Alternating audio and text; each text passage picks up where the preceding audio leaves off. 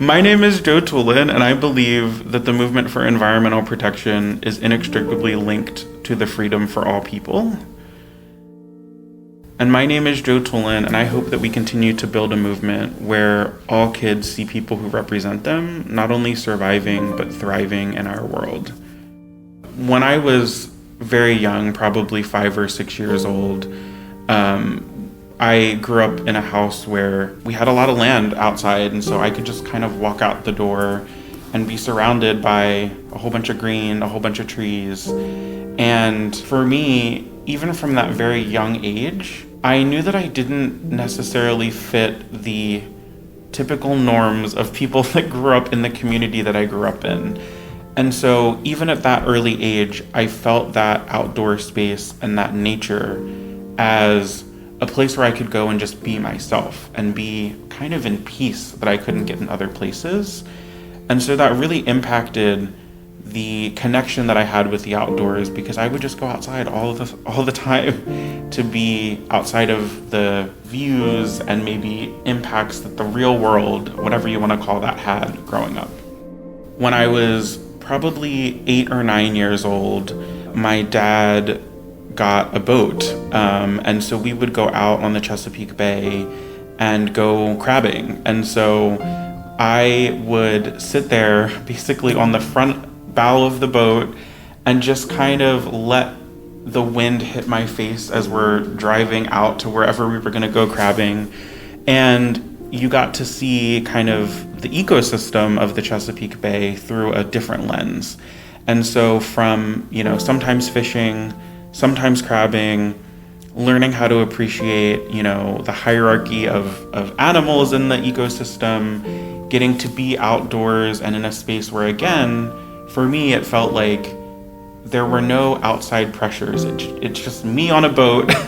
and the outside world. And so that was really, again, another moment of taking appreciation for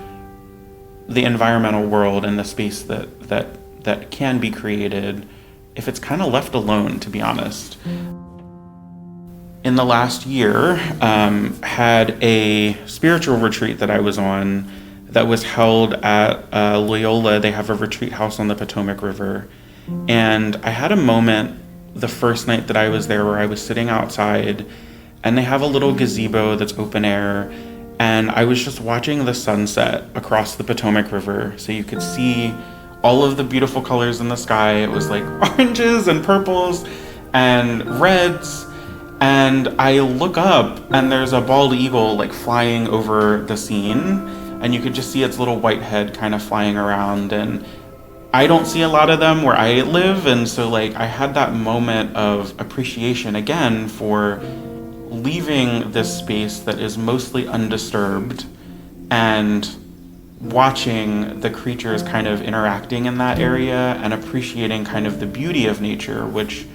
not everybody gets that opportunity, but I kind of took that moment to slow down and take it all in. And that's one of the reasons why a lot of the work that I do now is really tied to access to nature and ensuring that people can get outside, because I've been very privileged in a lot of ways to have those experiences, and we need everybody to get outside and to have those experiences, because being out in nature in a lot of ways has been healing for so much of my life. I would also just say somebody who maybe isn't a mentor but is a person who inspires me is Rigoberta Menchú, who's from Guatemala. And she is an indigenous activist who did a lot of work specifically during the Guatemalan Civil War, raising, frankly, some of the tragedies that a lot of indigenous people were facing in Guatemala. And for me, also getting to know more of my own personal background and connecting with my birth family, learning that I have a lot of indigenous roots, that struggle feels more and more real for me personally. And seeing the work that she does to inspire a whole community to kind of get behind supporting indigenous people, supporting indigenous movement, supporting women in that space is really, really important, because in a lot of ways that's really similar to the work that I do now. I mean, even for